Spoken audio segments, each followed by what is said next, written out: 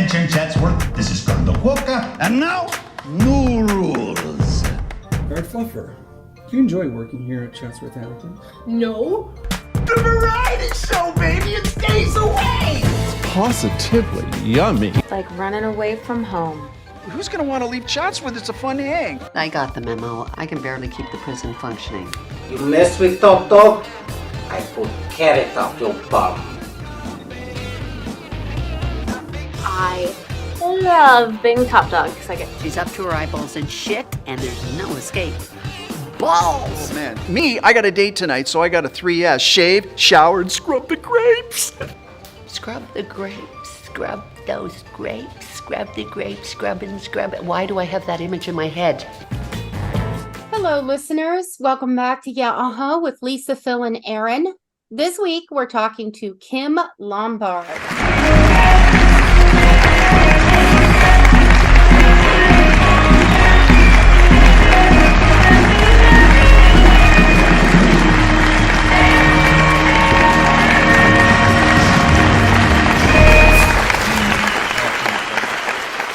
Mr. Positive. Yes, he goes by the Mr. Positive. He is the writer, creator for Pink is In. It's a TV series that you can find on Tubi and streaming. He's done a lot of other things. He played drums in the band Trixie Goes to Hollywood. He's been in many bands over the years and wrote songs for them. And so we'll let him talk a little bit more about him. Hi, Kim. How are you? Thanks for having me on the show. Hi, welcome. Thanks for coming. Welcome, yeah. Mm-hmm.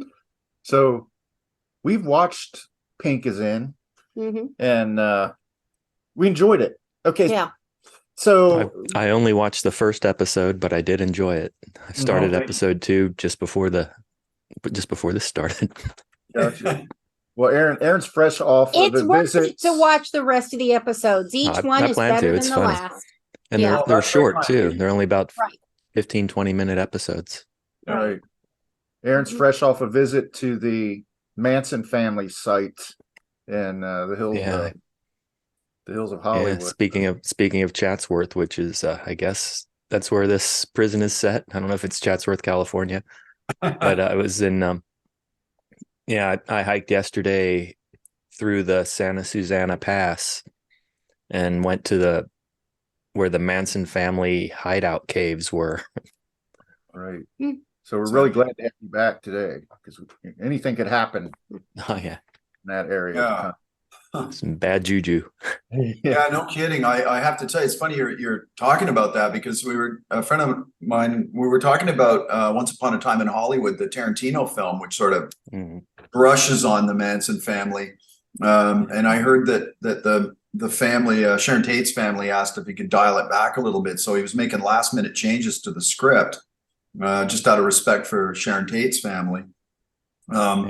And the other thing that I didn't know, I used to live in Los Angeles, and one of my favorite restaurants is I think it's called El Coyote, and I'd been there a few times, and then someone told me that was the last meal Sharon Tate ate on her way back up to the house. Oh wow! Restaurant, yeah. So it's pretty heavy, but now part of history, you know. Right. I haven't been to El Coyote in years, but it's a cool place down. I guess you'd consider that Hollywood still? Isn't Hollywood, it on, LA? It's been on, I think it's on Beverly, and I think it might be West Hollywood. It's been a while since I've been. But we mentioned Chatsworth, and that's the name of the prison in Pink is In, right? Chatsworth's the Good call back to subject. Chatsworth, Hamilton, I think. Nice segue. Chatsworth, Hamilton. Yeah.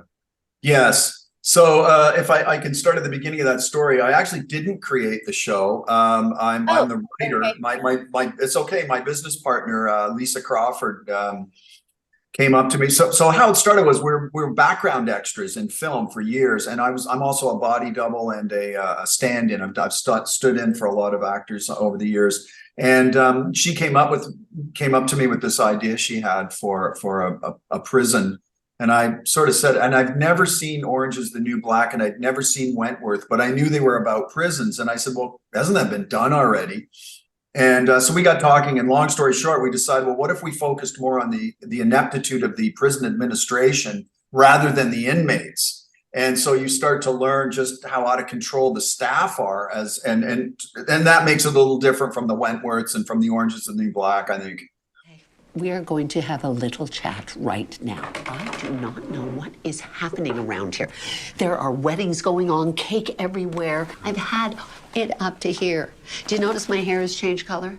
Yeah, there's a reason for that, because I have to put up with you and your fancy pants people that keep coming into my office. It's the crazy town, and it's all got to stop. It's that kid. Give me that. Do you mind? It's my wallet. What's happening? You see? Right. Yeah, very much so. The women of Cell Block C when we were kids. Yes. You what? Women of Cell Block C. Wasn't it like a daytime, like a soap opera or something? It came on like after Johnny Carson on the did it? UHF channel. Yeah, Oh, it was a late night. So suffice it to say, it didn't have a big budget. No.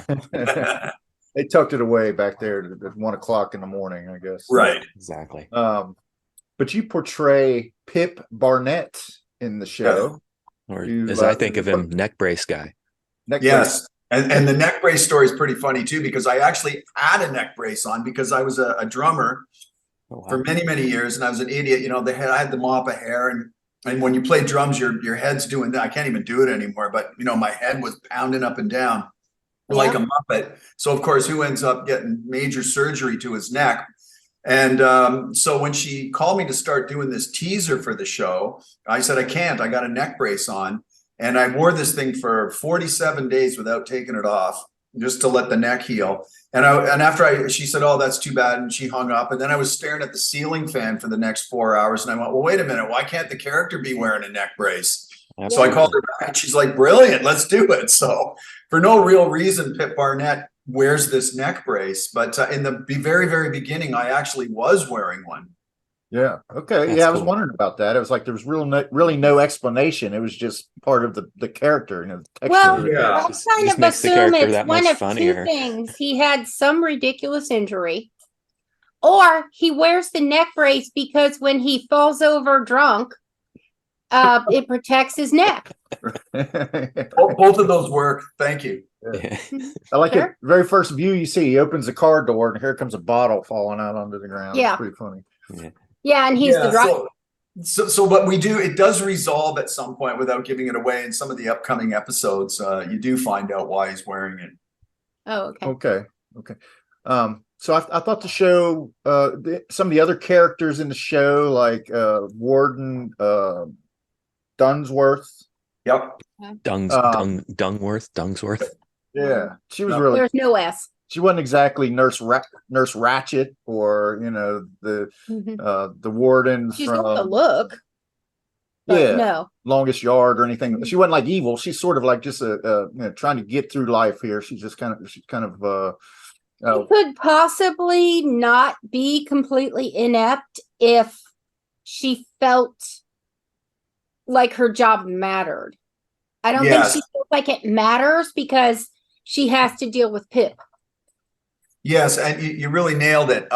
When he's around, she tries to keep it together. But of course, whenever she's alone, you find out that she's a serial dater, that she's a wild drinker and partier, but doesn't let on to the rest of the staff that she's like that. That character is played by a brilliant actress named Ellie Ray Hennessy. And even to this day, Ellie Ray's a voice on the kids show My Little Pony. So she's got quite the resume. If you look her up on IMDb, Ellie Ray Hennessy, she's brilliant and just so much fun to work with because she's actually crazy for real, and it adds so much. You know, she's brilliant at improv. She's brilliant at improv, and she's brilliant. Just years and years of experience, and she's actually helped me a lot as a writer as well. And it was just wonderful to work with her and talk to her all the time. I was always picking her brain. She's great in this role, that's for sure. Right. Larger than life kind of. Yeah, she is. Yeah, character She definitely plays that sane insanity very well. Yes. She's great. Like I said, if you look her up on IMDb, you'll see she's worked with some really big players, and it's quite impressive, actually. But I mean, so the security around that place is not exactly top notch. No. Like you got guard Puffle, Tiffany Puffle. She's kind of always distracted by her own affairs, like she's painting her toenails. Fluffer. Yeah, Fluffer. And then she's like And every time anybody asks her obsessed. anything, she disappears into a safe space. Right. Yes. And then she's good, and just the disaffected kind of nature of her character. It's just like she's just like she lives at home, she's got kicked out. Her parents are trying to strongly indicate she needs to get out of the house. She's kind of a narrative. She definitely doesn't want to be there and does anything she can to not work. Great fun working with Hannah as well. She's a wonderful actress. And yeah, there's one thing that was really cool was when I wrote the script, we only shot 4 episodes, much like, I don't know if you know, but when Seinfeld got the deal, they only got 4 episodes. So we did the 4 and we were hoping, oh God, let's get some more. We really want to shoot some more. And it was great because we were able to shoot a total of 12 so far. And yeah, I don't know if Tubi's got all of them up there yet, but there's a total of 12. And Stops at 8. We stopped. Yeah, we've seen 8, and geez, they still haven't got them up yet. Oh, yeah. Because you said something that was quite complimentary. Is that they do get funnier, and one of the reasons the show gets funnier is because I told the character, okay, this is how I envision the character being, but the actors took it to that next level. There's a woman on the show, Paige Locke, and she plays the character IQ. And I just loved what she did to the character because it's the way she talks. She has like a real nasally voice, and it's very halting the way she talks. And it was brilliant. It was just adding to the character. So as the series progresses, you see these actors getting better and stronger in the role. And if you look at, I always use this as an example. If you look at Seinfeld, in the first 4 episodes, Jason Alexander will tell you that he was sort of mimicking Woody Allen. And if you watch him, he does sort of go like Woody Allen, but then he obviously morphed into something else. And it's much the same with Michael Richards, who plays Kramer. If you look at the first 5 episodes, that's not Kramer. He becomes Kramer as the series progresses. And that's my take anyway. Yeah, I think Jason Alexander said that after a certain point, he just started doing a shameless Larry David impersonation. Exactly. Which is why I hate it. Makes total he got sense. into some kind of argument like, nobody in this situation would do this. And Larry said, I was in exactly that situation, and that is exactly what I did. Yeah. Said, after that Absolute moment, genius. I decided to do as shameless a Larry David impression as possible. Yeah. I always said that. Like, I don't want to do stop and chats, or why do you do things that way? It's just no, That's Seinfeld. Yeah, that whole thing. You are Seinfeld. Yeah. Well, I'll give you another, like, I think I'm kind of half Elaine, half Kramer. Andy Griffith Show is one of my favorite, like, legacy shows, and that started out where Andy was like initially the funny guy, backwards guy, the country god. It wasn't quite using his brain all the time, but then he realized that Don Knotts, by osmosis, he became star of the show, and Andy backed off and became the straight man. So a lot of times it takes, what do you say, Aaron? You have to watch like 6 episodes of something to actually get engaged sometimes, because the several episodes. So many times you hear a friend tell you about a series, and the next line out of their mouth is, you got to stick with it, you got to stay with it, because usually they do get better, they become like Flight of the Conchords. And I felt like Pink is in. By the time we got to episode 8, I felt like these are the strongest. That was the strongest parts of the season. There's some really hilarious stuff in episodes 7 and 8. Yeah, definitely drew me in more. I want more, especially the episodes you did with the warden. That was pretty hilarious. Especially I feel like it's a season-ending cliffhanger because the warden and Pip are in jail together. Well, we're not trying to. Okay. No, it's okay. You're not giving anything away, and I'll tell you why. I want to know how they ended up in jail. Yeah. Yes, and you're absolutely right, because the way I wrote it was almost like a soap opera. It just keeps the plot, the arcs, and the plot just keep going along, and it actually doesn't even resolve in episode 12. You're still going, oh my God, what's going to happen next? And that's my thought process writing it, almost like a soap opera. Yeah. And I feel a little bit of a will they, won't they, but it would be like a hate thing, not a love thing between the warden and Pip. Oh, Really yeah. nailed it. Yeah, you've really nailed it. Good for you. Thank you. Hate sex. They swapped some Definitely. pretty good insults there. They were really beating Yeah. each other up a little bit. And then the bar scene, And that that's was pretty okay. good. Yeah. I mean, he refuses to get her name right. I think that's hilarious. That is funny. Is he doing that because he's drunk or just to piss her off? And that he's just not the brightest candle. Yeah. Okay. Okay. Yeah. So it reminds me in that respect, I saw when you're, you have a bio out there on YouTube that we reviewed to get ready. And you mentioned the ITcrowd, which we loved. We love the ITcrowd too. Oh, 4. I mean 5. I mean fire. Now let's see what we have here. Stand upright. Now I can't read it. Oh, not me. I am a giddy goat. That was a great show. But It's it's a slow burn. You know, first few episodes, you're like, you know, this is a little wacky, this is a little strange, you know. That's on my list of things to watch. That's Matt Berry, right? Oh, if you haven't seen the ITcrowd, Yeah, the guy from What We Do in the Shadows is in there. Yes, that's right. Yes, He's brilliant. he's in that. Absolutely. See the Absolutely boss? brilliant. Yeah, at the beginning. Okay. Yeah. But I could mean, listen to that guy just read the phone book. He has the best voice in the world. It's the boss. It's Yeah, the so boss of that funny. show. Yeah. But I like The Moss. ITcrowd is so hilarious. Moss you're is gonna, awesome. You're gonna Yeah. love it. Yeah. Yeah. But these shows, you said that you like Mm-hmm. British humor in general. Oh, I'm a huge fan of British Me too. British comedies. I went to school, so I was actually born in England, but I've lived away for many years, obviously, hence the accent. But I went back to university in London, a place called Thames Valley University in London, and it was to learn comedy script writing because I just think the Brits are the best. And I've told this story a number of times, but it was really funny when I got there because this is a few years ago. All the kids in the students in the class, they all loved Monty Python. No, that was the thing. It was they didn't even mention that. They liked King of Queens. Everybody Loves Raymond. And I'm like, what are you talking about? Like the Brits write the best comedy. The latter day American stuff. Yeah, they loved that stuff. And then they liked, then we kind of came to an agreement there because they liked Frasier. And I think Frasier's brilliantly written and kind of got a British vibe to it. It's got that sensibility for sure. Right. Mm-hmm. Well, we just had an author on, Richard Sparks, who was a comedy writer, and he wrote one of Mr. Rowan Atkinson's most notable stand-up routines. The one that brought him The Schoolmaster. Yeah, the Schoolmaster. Yeah. And so, yeah, we've been calibrated on this British thing for a couple weeks now because we've been watching things and but yeah, we like Faulty Towers and of course Monty Python. But then, you're not going to get another country's dregs necessarily unless you look deeper.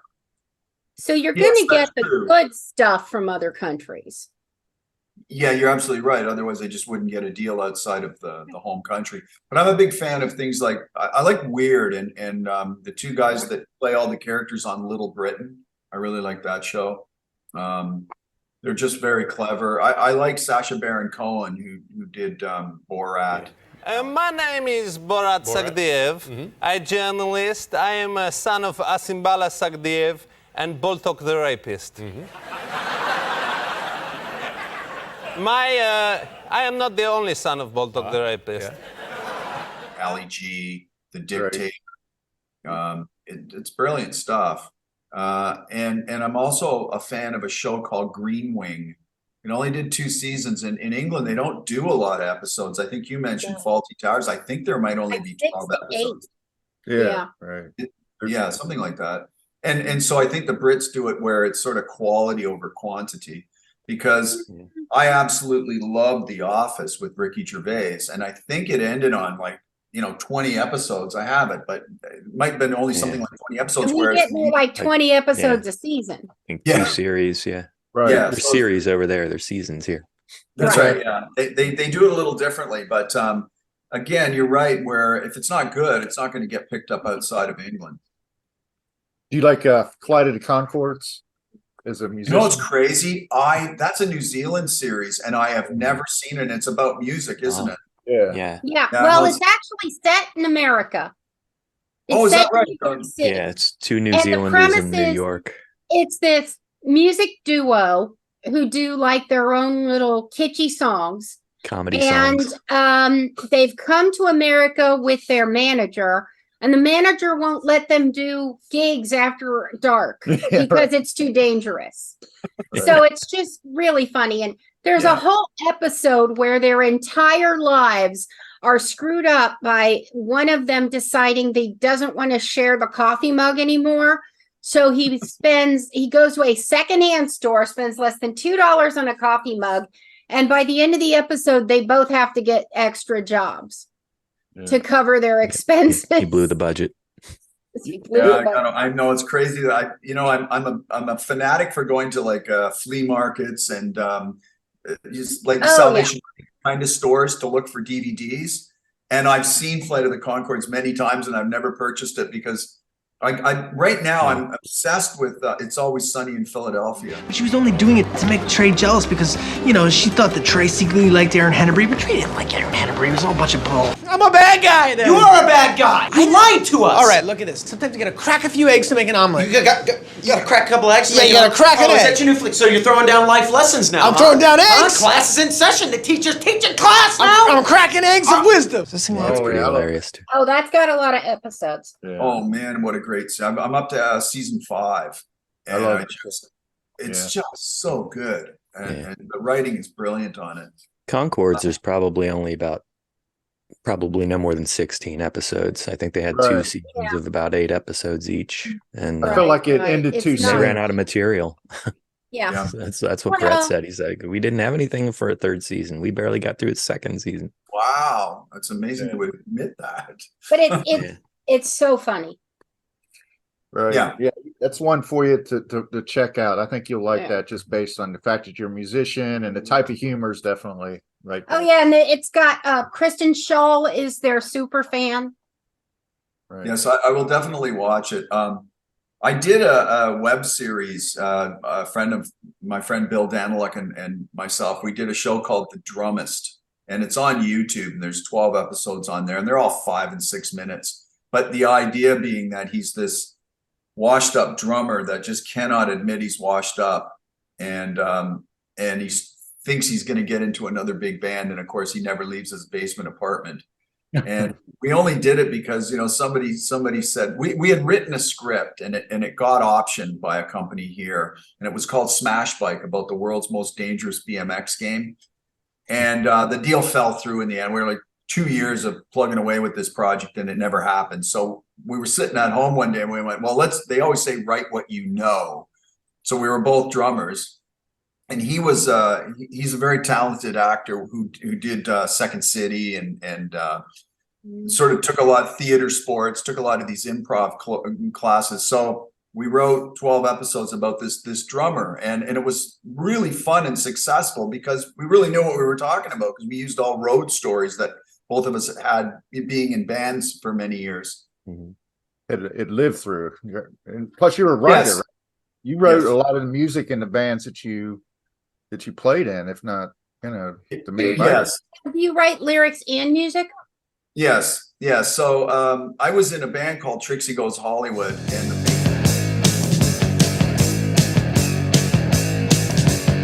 the guy says that chick says she sees yellow. She may be flip, but I wanna be a fellow. And she's really cute, and I'd say the red lipstick and the way her hips sway, she's gonna make it someday.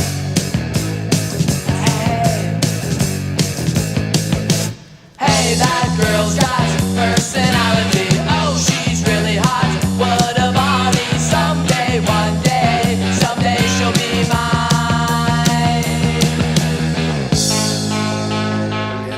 player in that. I was the drummer, but the bass player wrote all the material. And when the band imploded, as they always do, I was like, oh, wow, what am I going to do now? You know, so I sat at home for about a year and taught myself to play guitar.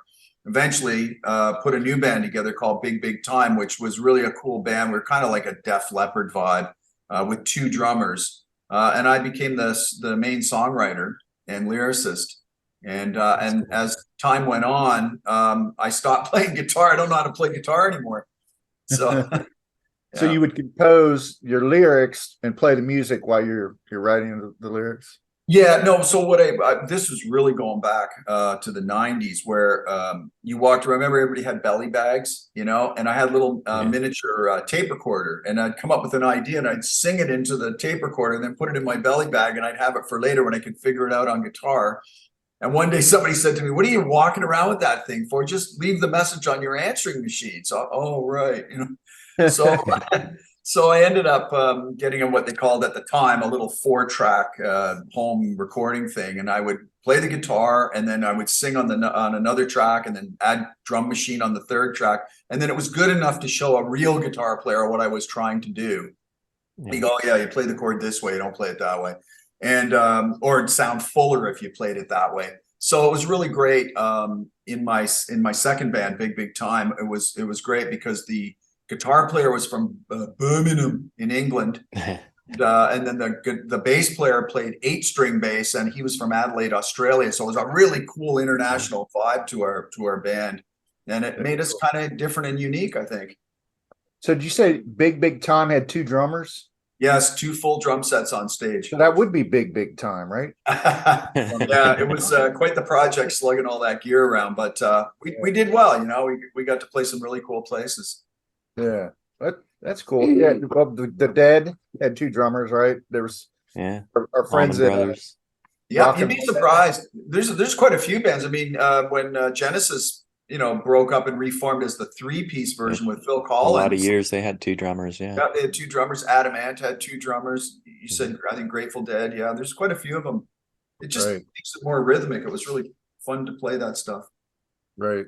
So were you you mentioned a Def Leppard style, so like in the 90s, I guess you were doing that style of metal, or would you call it pop rock? Or we called it pop rock. It had big vocals. We were big into harmony vocals, loved all that. So everybody in the band sang.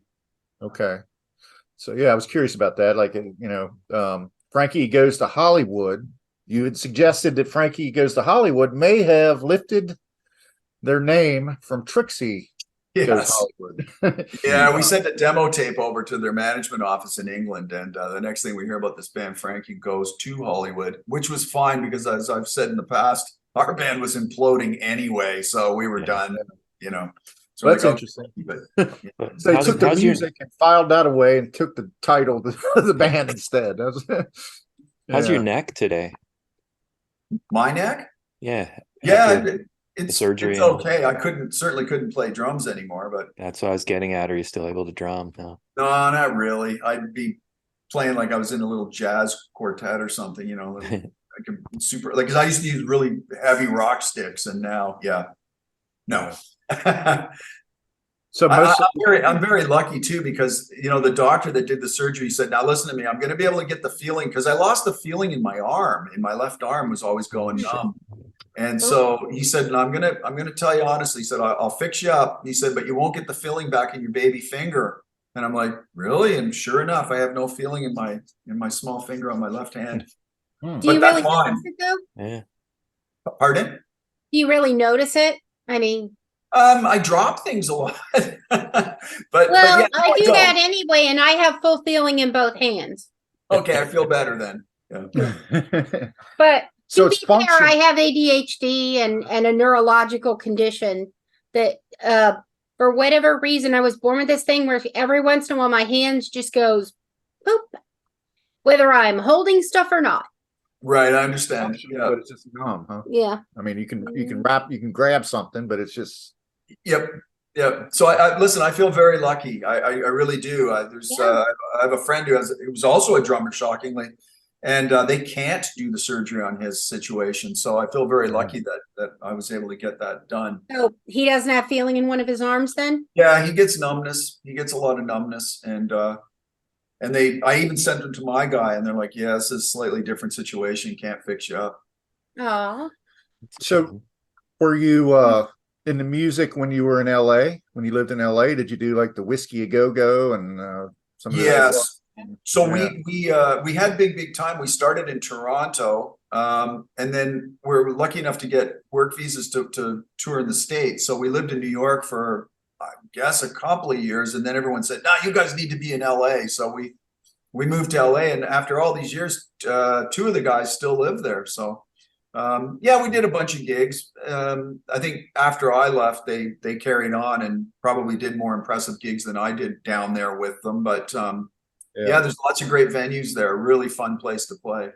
Who might you have shared a stage with that? Well, a lot of the wow, I wish I have a list of them actually, but played with I think we've opened for Joan Jett and sort of. You got Philip's attention. I like Joan Jett. Jeff Healy. Oh, believe me, you don't get to talk to them. You're in one little tiny dressing room with one bare light bulb and a folding chair, and they're across the hall with all the goodies, But you're not like pounding beers with them or anything. You're not. No, I did with Nazareth though. I opened for Nazareth one time, and that was cool years ago. And played a lot with Honeymoon Suite, Jeff Healy, Platinum Blonde. More bigger here in Canada, but yeah, I played. Oh, it was always an opener. Played a ton of opening gigs. Hey, one that I enjoyed. Sorry. Bills. Yeah, and it was cool to play him. One of the tours that I did. I don't know if anyone knows the movie The Commitments. It's an Irish film. You must see it. It's really great. It's about an Irish band that want to play Motown music. And I actually was the opening act when they came and toured here in Canada. I think we did 3 or 4 gigs with them. That was really cool. And the other gig that I did that I will never forget was I opened up for Burton Cummings from the Guess Who. Wow. And man, he's written so many hit songs. Talk about your Canadian legends. Yes. Right. Well, I mean, and your drumming translated in some work, some film work. You were in Eddie and the Cruisers too. Yeah. As a drummer, Yeah, right? Sure was. Yeah, I played drums in one song in Eddie and the Cruisers. Hey. And I played the drummer they kick out of the band. So I thought, well, there's imitating life. So yeah, I played drums. I played drums in a couple of I'm blanking out. Oh, I played in a movie with John Boy from the Waltons. I played drums in that. It was called Glory Glory. And a couple of commercials I played drums in. I played drums in a Hallmark movie a couple of years back. There you go, Aaron. Yeah, so it does come in handy because when when you're acting, the more you can do, can you drive a motorcycle? Yes. Do you have a scuba license? Yes. The more you can do, the better. What is it? Fake it till you make it. Yes. Well, yeah, Aaron. Yeah, and me, I'd always, if I were to go into acting, I don't want to be famous. I would want to be the character actor that has like 1 or 2 lines in the movie.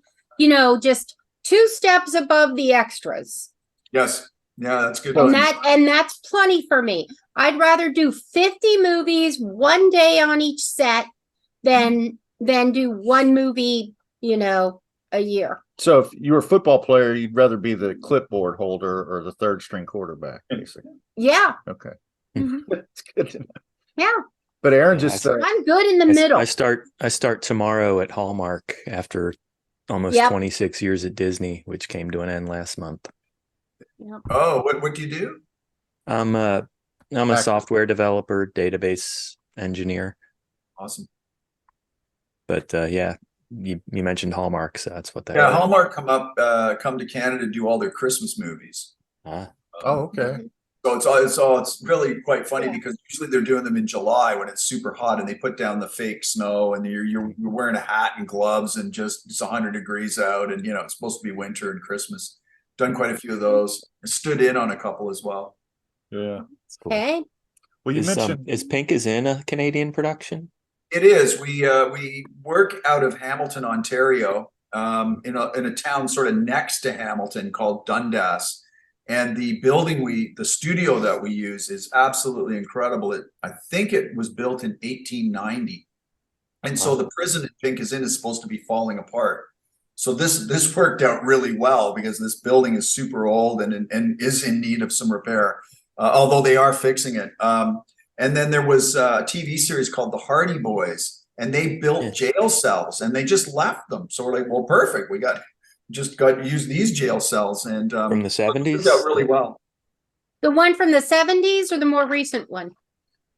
The Hardy Boys, the more recent one. Well, yeah, that's Yeah, because the 70s one was not shot in Canada. That's funny that you mentioned the jail cells. I remember when the warden was doing a guided tour of the new warden, the hardliner. Yeah. She came up onto one cell and she looked at it and said, "Oh, this is the one where so and so was." This is the suite of whatchamacallit, the lopper, the penis lopper.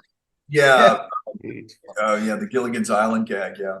They actually improv that joke. That was funny. Yeah, well, okay, that was a very memorable line from that episode. But you mentioned on your IMDb, there's a mention that you had a discussion with Gene Simmons. One of the fun fact on your IMDb is that apparently you walked away from a in progress discussion with Gene Simmons. I wonder, was he trying to say something? So many years ago, my sister worked with Gene Simmons, and so I was in Vegas at, I can't remember which, I think it was called NATPE. It's NATPE. It's a television event, like say like the Cannes Film Festival kind of thing. It's where all industry meet up and you talk deals for different shows and movies and investors. And there was Gene Simmons, so I walked over to him and I said who my sister was, and he knew exactly who she was. They'd done a bunch of dates together many years ago on a Hot in the Shade tour. And so he was talking, and then all of a sudden, I don't know what happened. He was in the middle of something, and I said, "Okay, great, nice talking to you." And I walked away.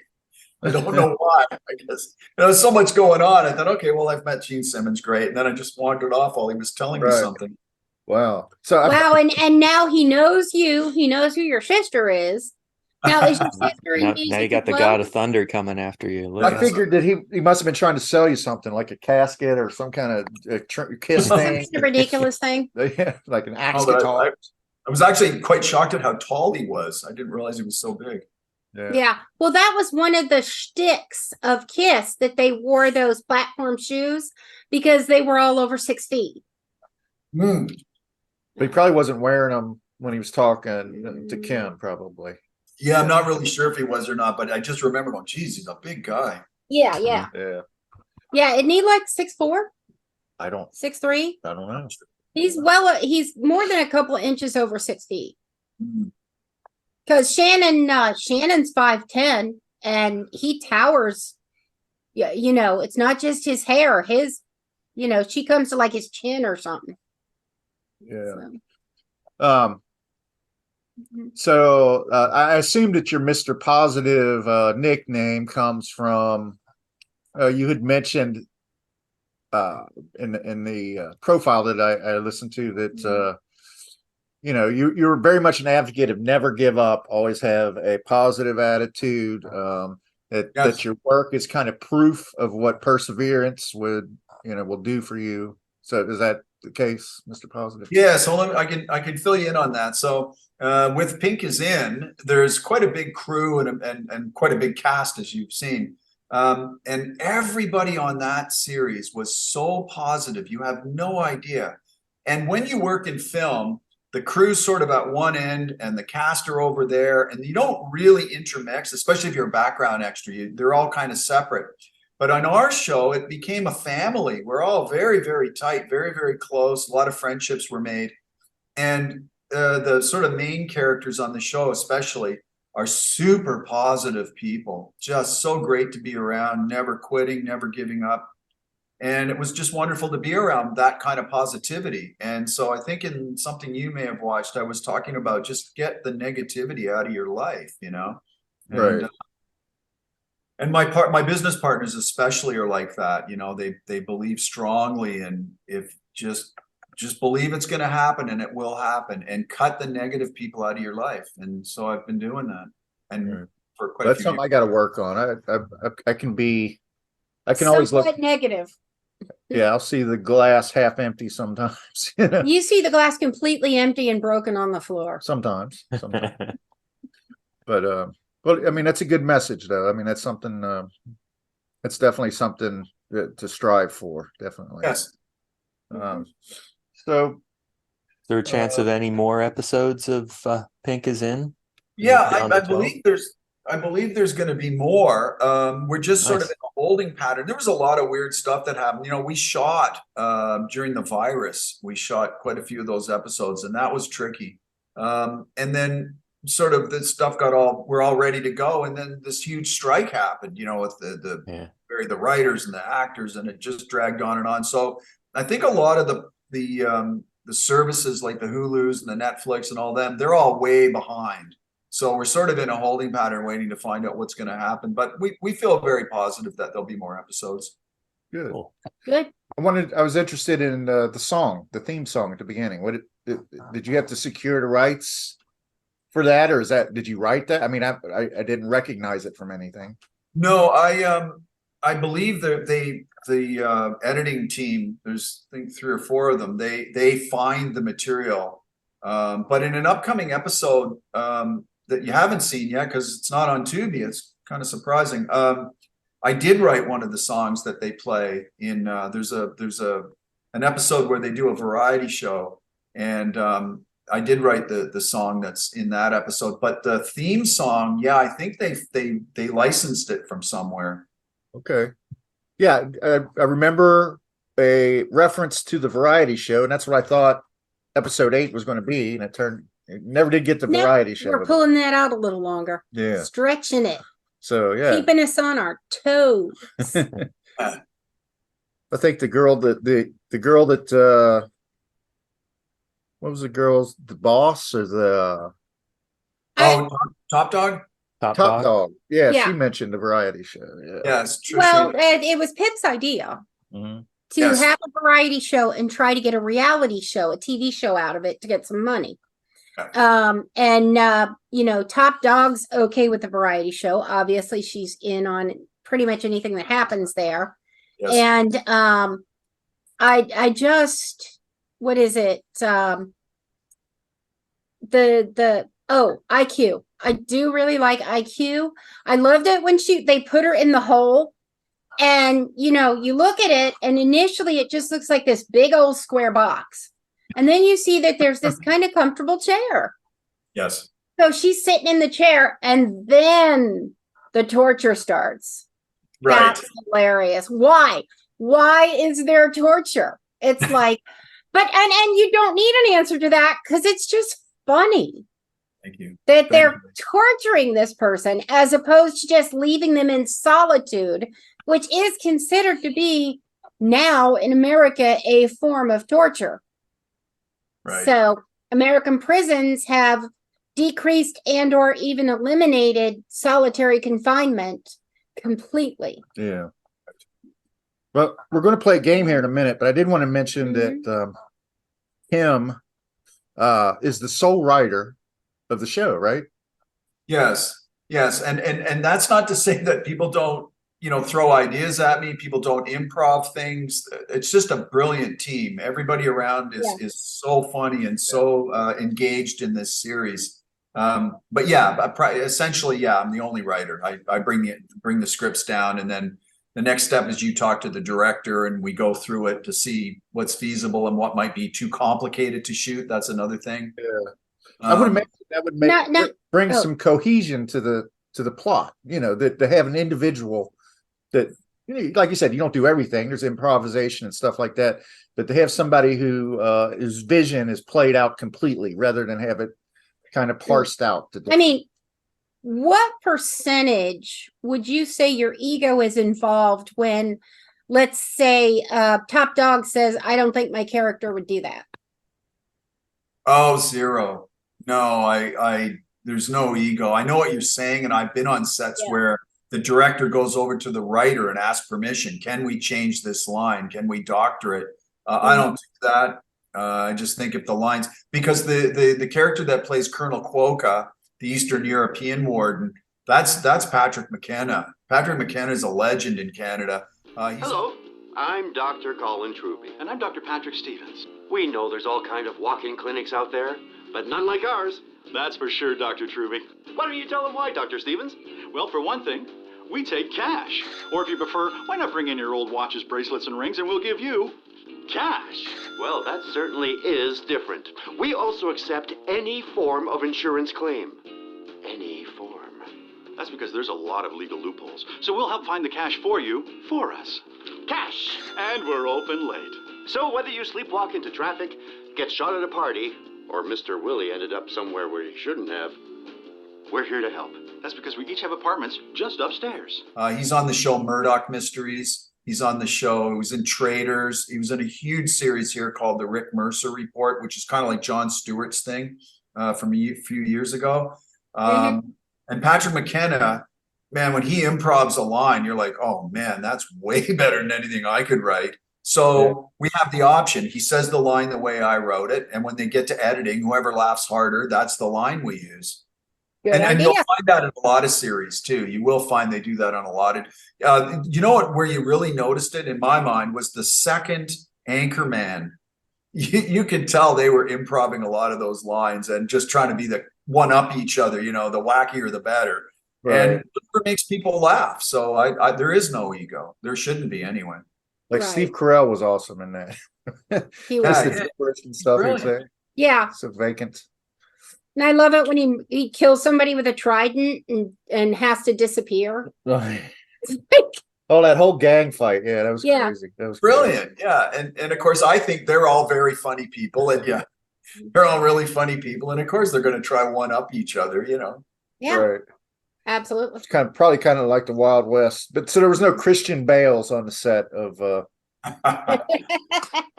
Pink is In. What don't you get about it? I was looking at the light. Oh, good for you. And how was it? I hope it was fucking good because it's useless now, isn't it? There was nobody got shot. No. All right. Well, so our friends do a lot of show. You know, we're talking about Bracket Bastards. We're talking about Maniacal Music Musings. We're talking about Evening at the Movies. They do bracket shows, and that's really not our niche. But we thought it would be kind of cool to present Kim some a taste of this type of a show to get kind of get an idea, kind of nail down his view of what a good sitcom is. Yeah. So we got a series, and are all the pairings US versus UK? Huh? I did not make this list, and none of my favorite sitcoms are on it. Nope, Philip and I made the list. None of your favorites are on it?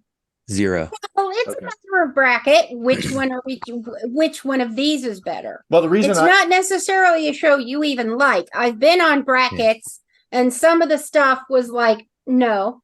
Well, no. Here's the thing. Here's the criteria that we use there, and these aren't necessarily our favorite either. But we wanted to shows that we thought were somewhat similar. One being international, one being American. So they need to be comparable. And the reason we did that is because Kim, expressed an interest in he's Canadian, he lives in Canada. He has an interest in English comedy, so that's kind of the way we did this. And I think mine and Philip's biggest discussion point while making this little 4-piece bracket was he wanted to do Modern Family versus Shameless, and I was like, no. Too different. Is Shameless a sitcom? I haven't watched it actually. Not exactly. Well, but it's funny. Yeah. But okay. Okay. All right, Kim. So we'll start with the first round here. Beavis and Butthead versus Trailer Park Boys. Trailer Park Boys. Is Beavis and Butthead a sitcom? It actually was a series, and it's supposed to be funny. so could be considered a sitcom. The I choose situation's Trailer always the Park same Boys. one, sitting on the couch and watching videos. But Well, no, the series, they actually went cross country and stuff. They did things. They left the house. IT Crowd versus The Office. Ooh, British Office? yeah, which office? Well, I guess that I intended since IT Crowd is a British show, the American Office. Okay, then IT Crowd. Love the IT Crowd. Yeah, I'm going to go with that too. So that's our second round matchup. Trailer Park Boys versus IT Crowd. All right. So our third pairing in round one is Ghosts, the American Ghosts versus the UK Ghosts. I've never heard of Ghost. I've heard of it and I've never seen it. I'm so sorry. That's okay. So I'll do British. Okay. Okay. There you go. And Married with Children versus AbFab. Absolutely fabulous. Fabulous. Oh wow. I disagreed with Gary. I love both those shows. AbFab. AbFab. Yeah. Love Only both. the British version. There was an American version. We should never discuss it again. Enough said. That's They right. made an American version? Yeah, I don't. Yeah, it was with actually, wasn't it Roseanne Barr? No. Or was it? No, it was the one that was in Third Rock from the Sun.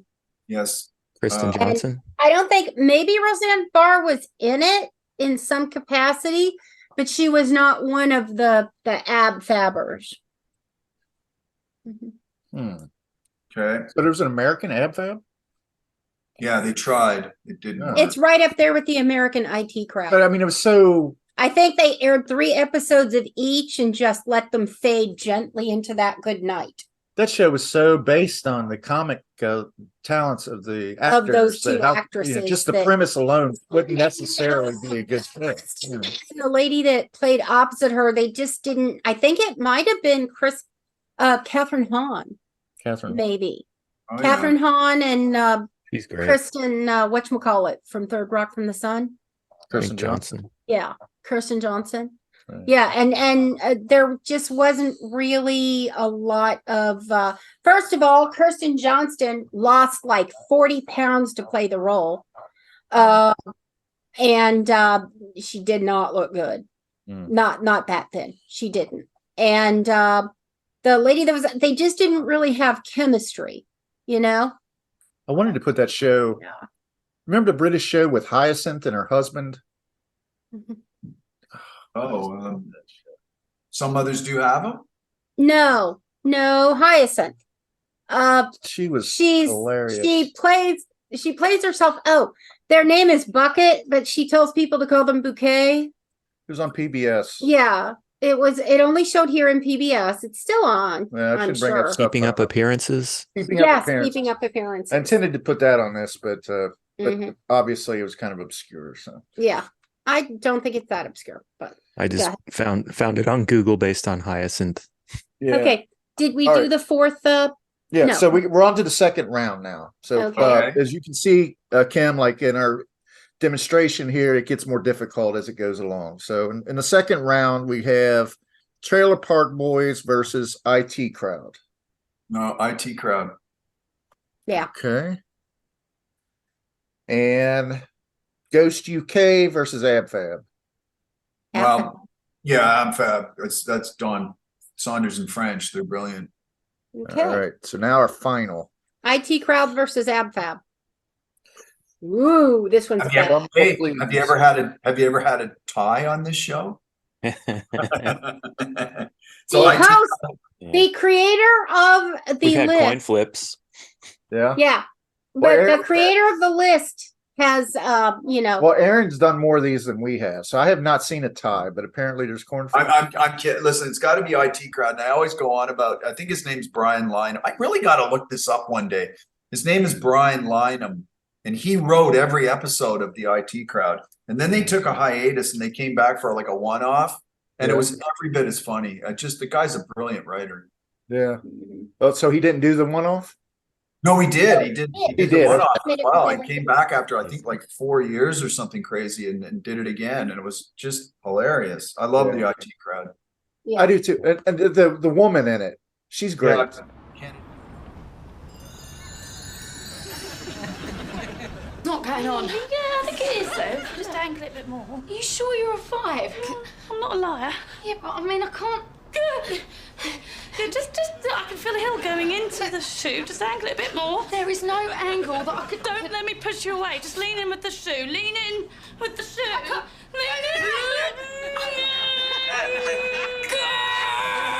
Yeah, she's great. The IT director. I mean, she was like she had her own sense of humor and timing. She wasn't just a straight man or anything. She had her own niche on that show. But Moss was Moss is hilarious. I haven't seen him in anything else, but I have lots of things. He has that I done love. stuff. He's in a movie with Ben Stiller. Is it Frank called? Parkinson. he's in Jen Barber. okay, Jen Barber is the character. right. And it's Yeah. Richard Hiawati.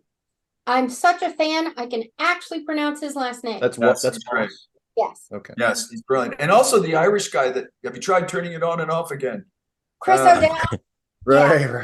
I loved it when he set up the answering machine to pretend he was actually answering the phone. Yes, he's brilliant. Yeah. And I also like the guy that lives up behind the red door, Richmond. Oh, him. Oh, I love She's him. got like a crush on that I guy. do. He's on some. I have a crush on him. He's on Somebody somebody Fielding. Yeah, he's on the baking show. Yeah, somebody Fielding. I can't think of his first name. Yeah, The they're all guy. brilliant. Brilliant. Yeah, let me British actors. find him. So the 8 shows I would put in my bracket. Oh. I think we got Arrested Development, News Radio, Curb Your Enthusiasm, Parks No. and Recreation, Frasier, Fleabag, Atlanta, Reservation Dogs. Oh, those are good Fleabag. shows, Aaron. Those are solid. Fleabag is the British series, right? Yes. Yeah. Yeah, there isn't an American version of that. That's 100%. No, they should not. Huh? That Fleabag, the guy that plays the creepy husband or boyfriend of her sister. He's an American actor on it. Mm. He is, for me, one of my favorite movies is The Other Guys with Mark Wahlberg and Will Ferrell. And he has a very small role in it when Will Ferrell goes to see his ex-girlfriend. Do you know the scene I'm talking about? The guy I know the actor. He's a I that know guy. the movie, and yeah, I know the actor. He's for me, he steals the whole movie with that scene. It's so funny where he's chasing them, he's running after them in their car. Yeah. I don't know his name, but he's just brilliantly funny. We have a story about someone running after you in your car. We went to we were looking for a new apartment, and we went to this apartment building, and the likelihood is we weren't going to take this place because Philip definitely didn't like it, and I was like, it's a little small. But what is it? As we were leaving, the guy who showed us the apartment, Who had a black eye, by the way. right, who had a black eye and had been beaten up, okay, comes running out, gets into his car, pulls into traffic, and somebody in their underwear chases him into traffic and starts banging on the car, and we're right next to him. You didn't take that place? No, we did not take that particular We were on the apartment. fence until we saw that. Right. Up to that point, it was number 50 out of 50. And we'd only seen 25. But So a disgruntled we'd only tenant. seen like 5. Yeah. But, huh? A disgruntled tenant that was upset there's no running water in the apartment. Yeah. Or something to that effect. Yes. Yes. But the guy was in his underwear. The implication is that's where the black eye came from. Right. Yeah. Some tenant kicked him in, punched him in the eye. Yeah. But Aaron, I started So- watching Reservation Reservation Dogs. We had seen one episode and Philip was like, eh. We've seen one So episode he wasn't twice. He Yeah. didn't do the Aaron test. Right. So I Mm-hmm. resumed episode 2 last night. We watched like 3 episodes. I'm hooked now. In one, Yeah, they're and that's they're what shit happens. asses as they're called in the first episode, and they have to have a redemption arc from that. So Yeah. don't just watch the first episode over and over again. It's not going to be as pleasant. No, it wasn't. But yeah, I'm into it now. When he's trying to sell the old weed, that he dug up out of the ground. Oh, yeah, Everybody Uncle brought Brownie. it. Yeah. People were like, "Hey man, they got dispensaries now. We're not buying that shit." It's like, No, and the honestly, the little boy that the hoof lady talked to, I thought it was a girl. Deer lady? For one thing. Initially, I thought that was a girl. That's big. That's the police. Big, right? Right. But what is it? From episode 1 to episode 4, it's like a completely different series. Well, it's just like what we were talking about with Kim. It's and Thank you. sometimes what happens is you have like a building year, if you will, on a series. Like for instance, The Bear. We've been we finished The Bear in like 2 weeks. Well, we loved the first season, but the second season is like little biographies of everybody. And I get that those are going to help us moving forward to know the characters. But it's torture now. But it's kind of torture, yeah. And especially when you're watching it with someone who can be a little bit negative. I see. So you don't like the characters? That's why you don't like the biographies? While you're not home. I'm just you can leave. What'd you say, Aaron? I said, so you don't like the characters? Is that why you don't like the biographies? I just feel like the momentum that they started with the first season is totally blown because it's like every episode is like was bam, bam, bam. It was so bam. good. And this is more it's slow. Writing's a tough racket. Yeah. Ain't that right, Kim? And I get that sometimes you have to have building years or building seasons to help with characterization, but I think that maybe it would have been a better idea to do it later, like do a second season where they're still struggling. I don't know. That's me. But I mean, we're going to do it. We're going to get through it. We're going to watch Isn't season that a show 3 about because cooking or something? Yeah. Chef. Sort of. It's this guy comes back to Chicago and he's had like this like really bad traumatic experience. And so he comes back to Chicago to take over his family's restaurant when his uncle dies. And he and his cousin are supposed to be in charge of the restaurant. And the cousin is less than useful. And he's trying to do things and be a little more professional. And the people don't even clean every day.